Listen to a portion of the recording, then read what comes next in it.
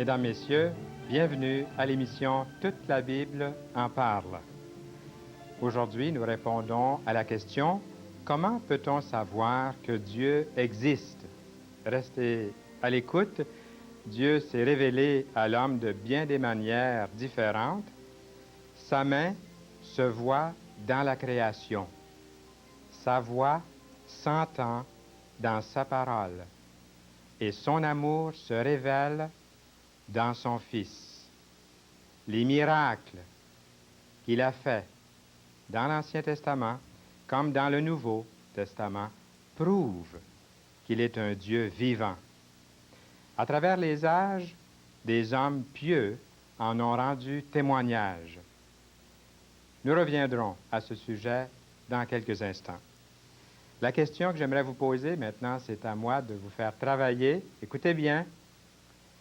Qu'est-ce qui vous fait croire, vous, en Dieu? Je répète la question. Qu'est-ce qui vous fait croire en Dieu? Appelez-nous durant l'émission.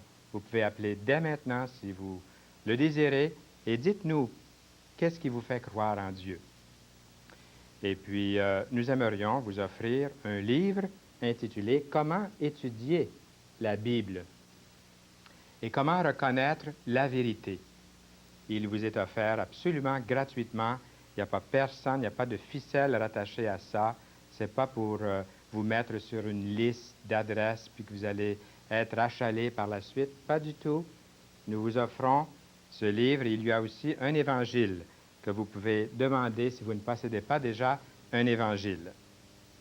En même temps, faites-nous connaître vos questions, vos remarques, vos commentaires, vos conseils sont toujours très, très appréciés. Le groupe Harmonie est composé de Muriel Duguay, Janine Fréchette et de Suzanne Lortie. Elles connaissent la patience du Seigneur envers ceux qui l'appellent. Et je suis persuadé qu'ils vous appellent au travers de leur message, de cette émission. Elles vous convient de revenir à Dieu.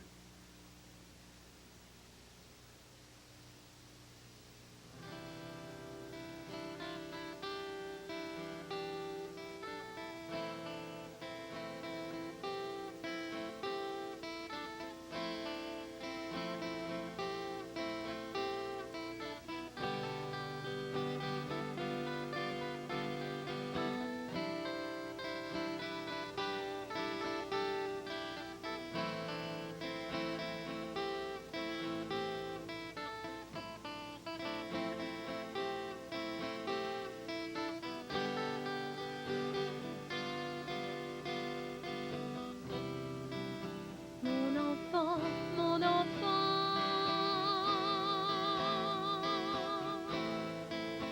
que t'arrive-t-il? Où est ton zèle?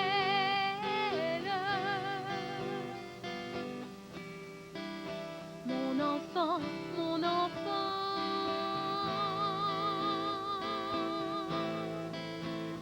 où en es-tu? Je t'ai perdu. Où es-tu? Je te l'ai dit, large est le chemin qui mène à la perdition. Mais étroit est celui qui conduit à la vie. Suis mon conseil et puise dans ma parole les promesses que j'y ai laissées pour toi.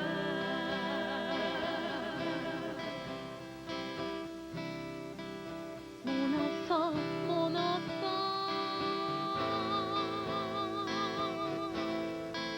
ne t'éloigne pas. Je lutte avec toi dans ce combat. Mon enfant,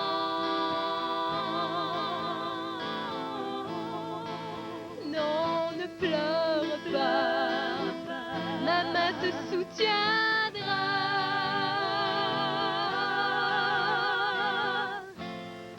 Même si le monde cherche à te décourager,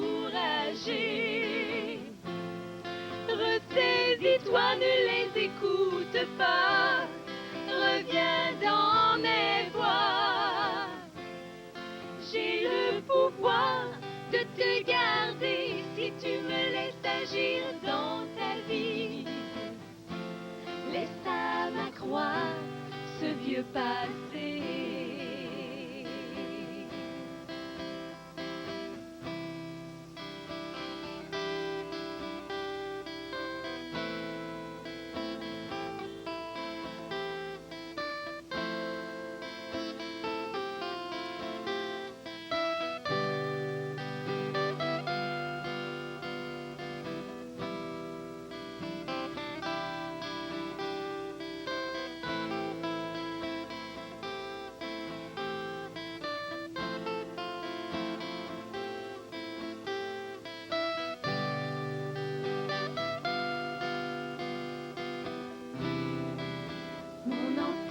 Mon enfant, je suis à la porte, je viens te chercher.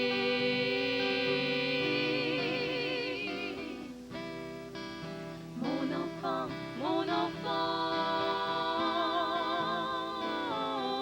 la couronne t'est réservée, tu as persévéré.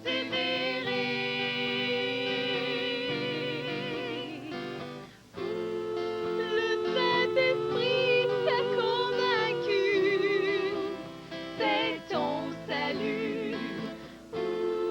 Tu peux crier victoire, victoire par le sang de Jésus. Les anges t'ont soutenu pendant cette bataille. Et moi, je t'ai aimé.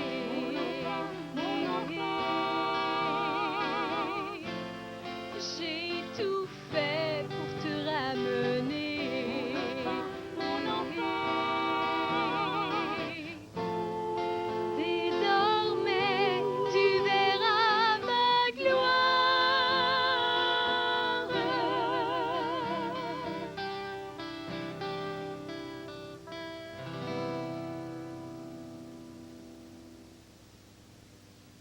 Merci beaucoup, Muriel, Janine et Suzanne. Le groupe Harmonie. Revenez au Seigneur. Peut-être que vous êtes dégoûté de cette vie. Qu'est-ce que la vie vous a apporté? Vous regardez vivre les autres et vous désirez toujours, vous n'obtenez jamais. Je peux vous garantir, sur la parole de Dieu, que ceux qui se sont confiés dans le Seigneur Jésus-Christ et dans sa parole ont trouvé une vraie raison de vivre. Nous vous offrons un livre qui pourrait vous aider. L'Évangile est le livre suprême. Nous vous l'offrons à chaque émission. Mais nous avons aussi un livre ici intitulé « Comment étudier la Bible ». Comment vous faire apprécier davantage la parole de Dieu et comment reconnaître la vérité. Il y a tellement toutes sortes d'idées qui sont véhiculées aujourd'hui dans notre société qu'il est bon de regarder, d'analyser, de reconnaître la vérité. Appelez tout de suite et c'est gratuit. Comme je vous ai dit tout à l'heure, il n'y a pas de ficelle rattachée à cette demande. Vous n'êtes pas placé sur une liste et puis on va vous agacer ou vous achaler avec une correspondance. Nous vous l'offrons, vous appelez et il nous ferait plaisir de vous le faire parvenir. N'oubliez pas la question que je vous posais aussi tout à l'heure au début de l'émission. Une question qui est pertinente puisque j'aimerais savoir qu'est-ce qui vous fait croire en Dieu. C'est le sujet du message que j'aimerais vous apporter en ouvrant la parole de Dieu aujourd'hui. Appelez-nous dès l'instant et dites, faites connaître à Fernand que moi, je crois en Dieu pour telle ou telle raison.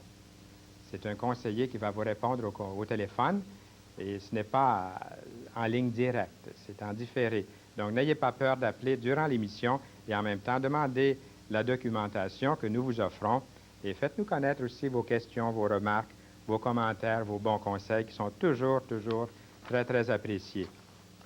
Alors maintenant, je prends ma Bible parce que c'est la Bible que nous voulons laisser parler. Et toute la Bible en parle. Oui, comment peut-on savoir que Dieu existe? C'est toute une question.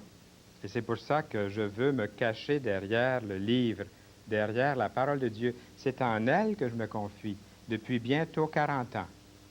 Et puis, je n'ai plus 41 ans. Ça fait déjà quelque temps que je connais la parole de Dieu pour apprendre à l'aimer, à la chérir, à la lire. C'est comme une nourriture. C'est comme un puits d'eau limpide, désaltérant. Une nourriture succulente. Comme la semaine dernière, Denis Veilleux nous a lu un passage dans les psaumes qui parlait de la parole de Dieu comme étant comme du miel. Une nourriture qui fait du bien, qui est une nourriture douce même pour qu'on aime manger. On aime s'en nourrir à tous les jours. Dieu s'est révélé à l'homme de bien des façons, de bien des manières différentes. Premièrement, sa main se voit dans toute la création. Des fois, je me demande comment les gens ne peuvent pas croire en Dieu lorsque je sors le soir en campagne et que je contemple la voûte étoilée. On dirait qu'en campagne, loin des villes, le ciel est tout près avec tous ces astres, ces galaxies, ces univers. Et nous sommes comme un petit grain de poussière à quelque part sur cette planète qui est elle aussi un grain de poussière quand on la considère dans l'univers. Nous lisons dans la Bible, depuis que Dieu a créé le monde, ses qualités invisibles, c'est-à-dire sa puissance éternelle et sa nature divine, se voient dans les œuvres qu'il a faites. Si vous avez un petit calepin et un crayon, notez bien la référence. Je vais vous donner les références et allez vérifier dans votre Bible. C'est la même chose que ce que je vous lis ici. C'est dans Romains, chapitre 1, le verset 20.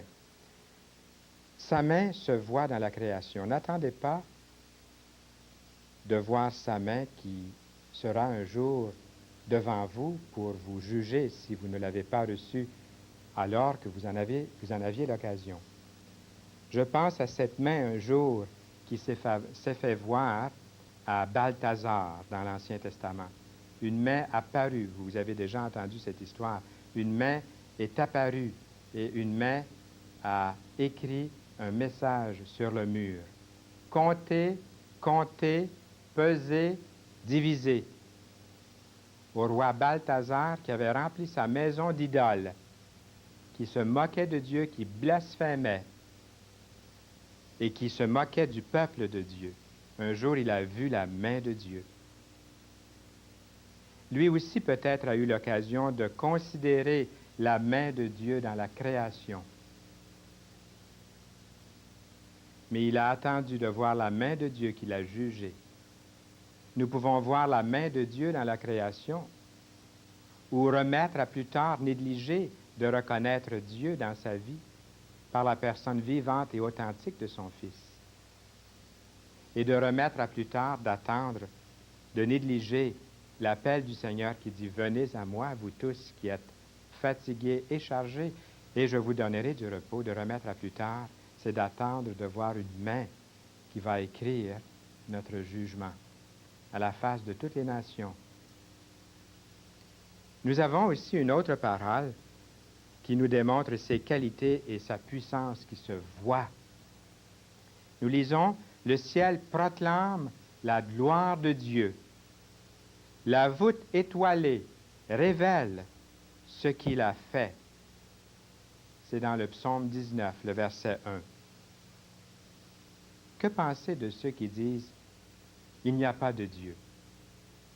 Quelqu'un qui prétend ne pas croire en Dieu, parce que j'ai beaucoup de difficultés, moi, à croire qu'il y a de telles personnes.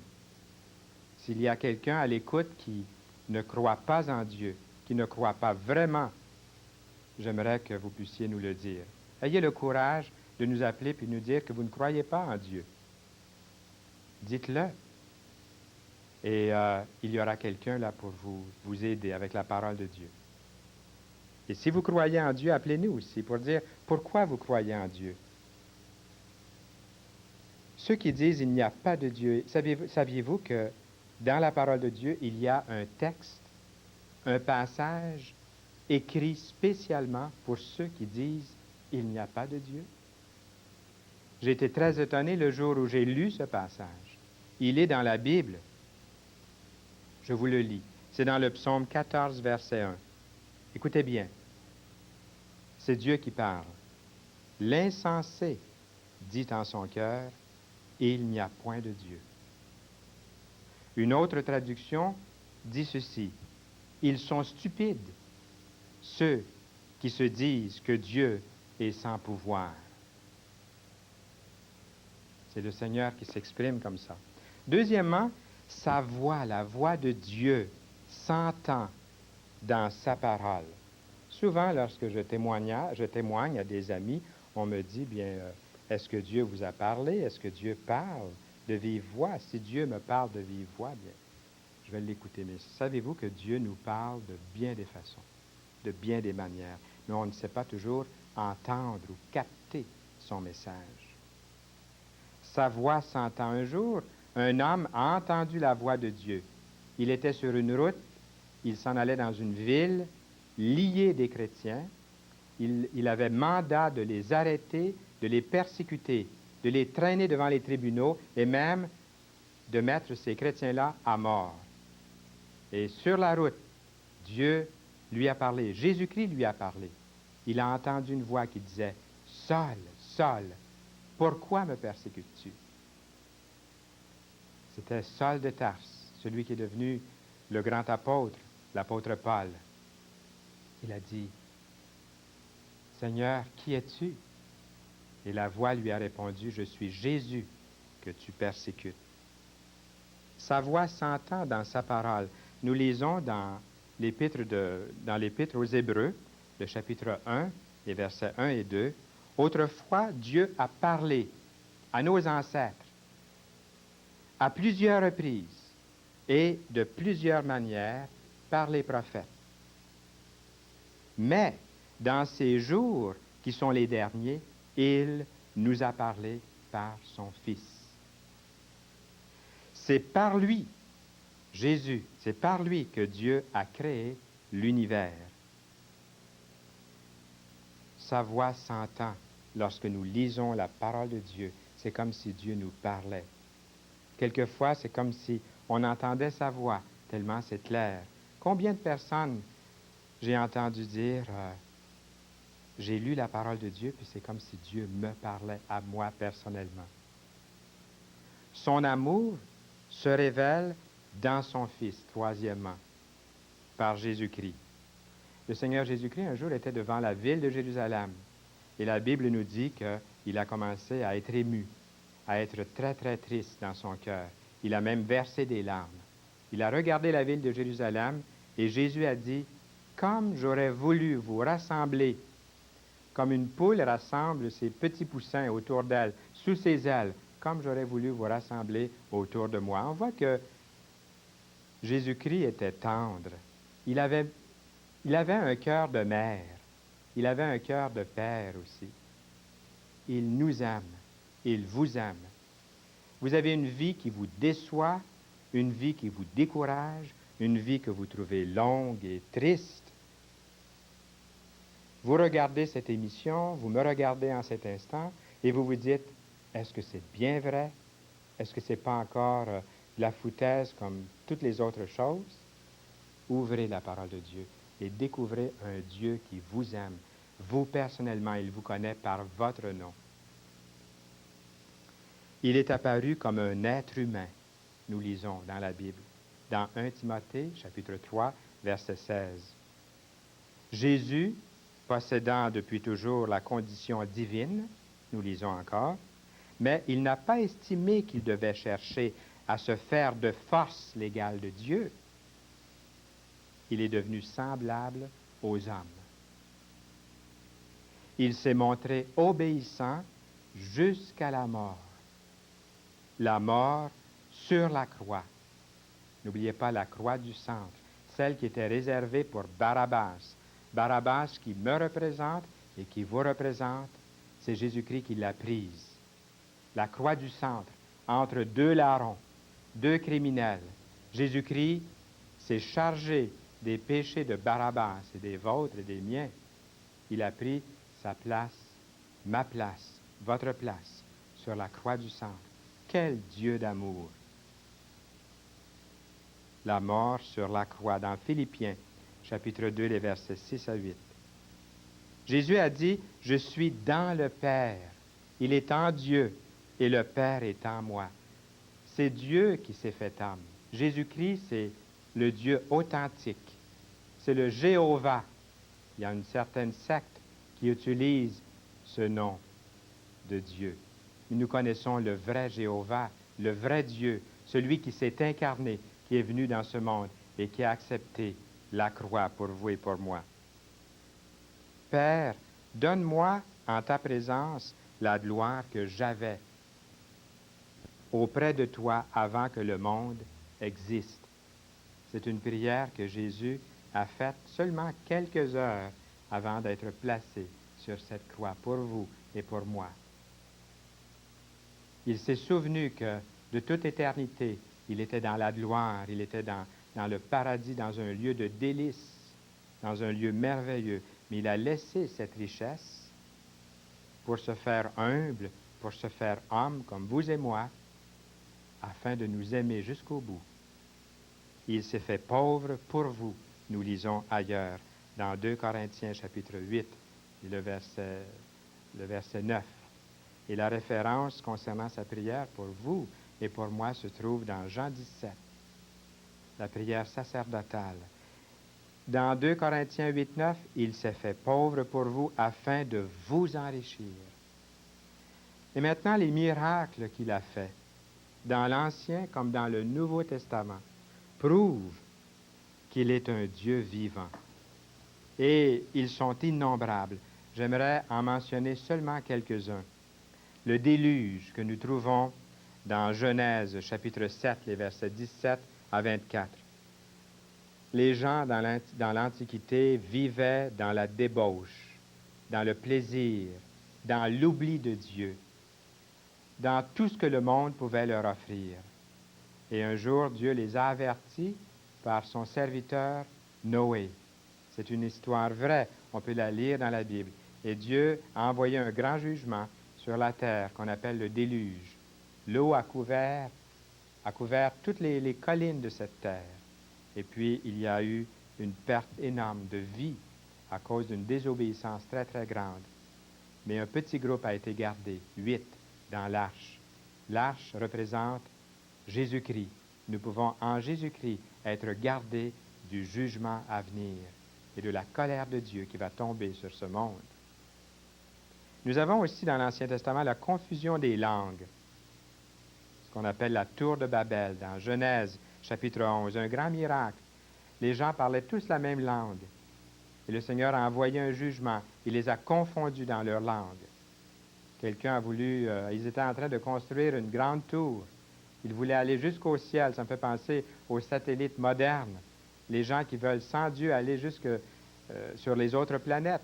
Il n'y a peut-être rien de mal dans ça, mais c'est qu'ils veulent conquérir l'univers sans Dieu. Ils veulent sans Dieu faire ce qu'ils veulent.